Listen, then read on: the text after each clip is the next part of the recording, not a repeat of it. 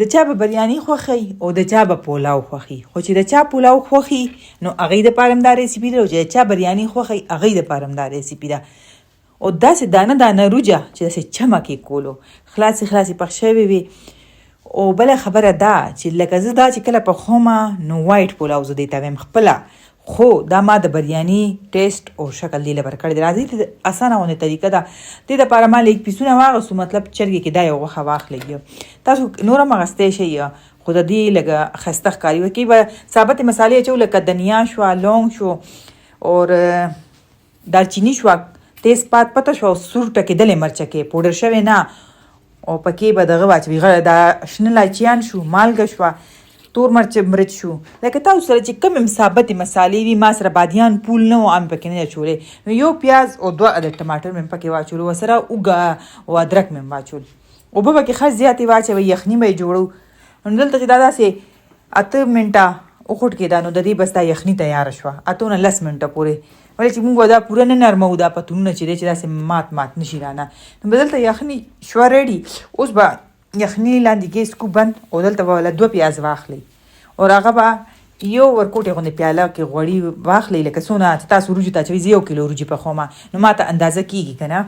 نو هغه مې پیاز په سره کېدو کې، خو دا پیاز به ډېر نه سره کوو، او د یخنۍ نه پتونونه بیل کوي، او یخني چاڼ کوي. یخني به خامخا چاڼوئ. نو به دلته وګورئ چې دا پیاز داسې سره شي لکه مړه شو، خو اوس سره کېدو ته تیارېدو، خو ما سره کړي نو. ولې چې دا مونږه سپین پلاو چې دی د هغې ریسیپي ده که نه، وایټ پلاو.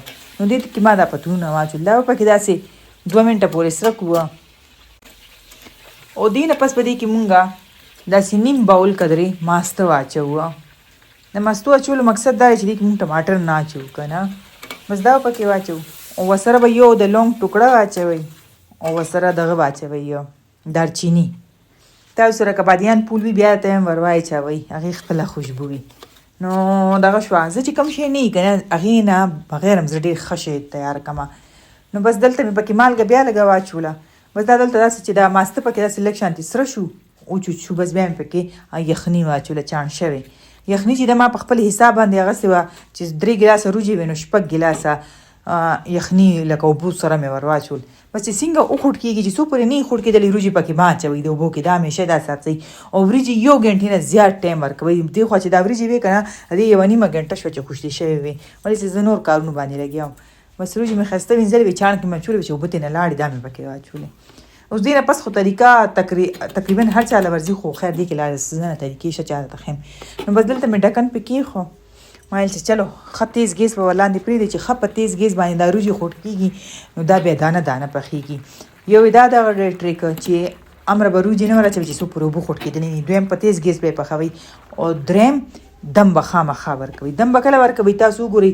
اوس دلته دا وریجې دم ته تیار شوه، دا پوره اوچه نه ده، تاسو ته ښکاري دې کې اوبه شته، نمي شته لګیا.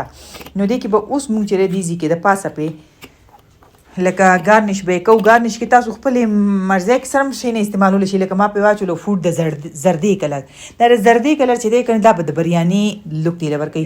شنه مرچکي، شنه دنیا پې واچوئ، شمله مرچکۍ مې پې واچولو، او دلته به بس او نیمبوان پې ښه ډېر واچوئ. ما سره نیمبوان ختم شوي و، چې کوم میلاو شي ما مایل هسې م کور دپاره جوړې کوه، نه چاته نمایش کې ښې ګورې کور دپاره هم ښه شی جوړول پکار دی. او لاندې مې ورته ټینګی کېښود، دم مې وله ورکو، دم مې وله د 15 منټ ورکو. هغې نه پس مې ګیس ورلاندې بند کو، او 1 ساعت مې پرېښې وې، اوس مې خلاصې کړې.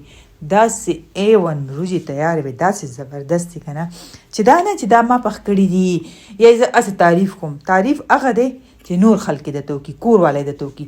نو کور والی دومره تعریف کړی و که نه، چې وایي چې واقعي ده چې وروجې دې ته وایي. مزېدار هم وي، او دانه دانه هم پخې وي، او وګورئ تاسو ته ښکاري چې د بریاني په شانتې دغه ده.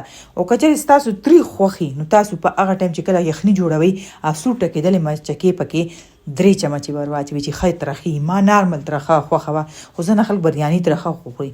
نو دا واخلئ پلاو بریاني A1 مزېداره زبردسته.